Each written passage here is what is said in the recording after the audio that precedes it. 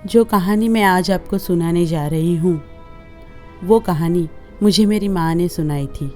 आज मैं 25 साल की हूँ और ये कहानी मुझे मेरी माँ ने 2 साल पहले बताई थी, क्योंकि जब ये सब हुआ था तब मैं बहुत ही छोटी थी।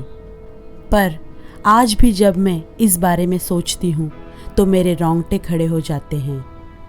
18 साल की उम्र में ही मेरी माँ की शादी हुई थी और जब ये घटनाएं घटी तो मेरी माँ की शादी हुए कुछ ही साल हुए थे।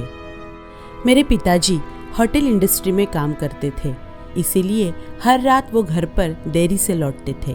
पिताजी ने माँ से कह के रखा था कि वो जल्दी सो जाए, उनकी राह ना देखे। उनकी बेडरूम की खिड़की से सामने वाला रास्ता साफ दिखाई देता था। एक रात मेरी माँ सो रही थी, तभी रात के 3 बज रहे थे। तभी मेरी माँ को नींद में किसी की आवाज सुनाई दी। कोई उसे पुकार रहा था। फिर मेरी माँ ने आंखें खोली और ध्यान से सुनने की कोशिश की। तब उसे समझा कि वो आवाज मेरे पिताजी की थी। माँ दरवाजा खोलने उठ ही रही थी।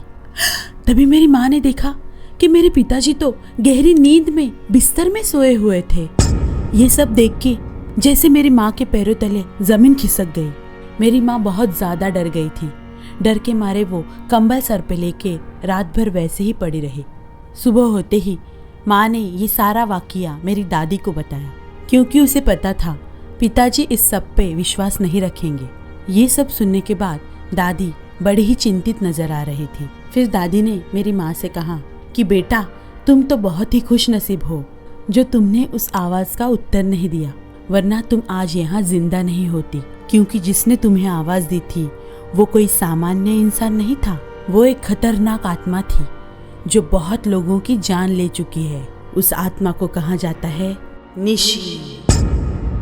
दोस्तों, जो कहानी अभी आपने सुनी वो निशी नाम की एक आत्मा की कहानी थी। ये आत्मा मुख्यतः भारत में पाई जाती है और इस आत्मा का उल्लेख बंगाल की दंत कथाओं में है। निशी कोई सामान्य आत्मा नहीं होती, यह आत्मा लोगों की जान लेती है।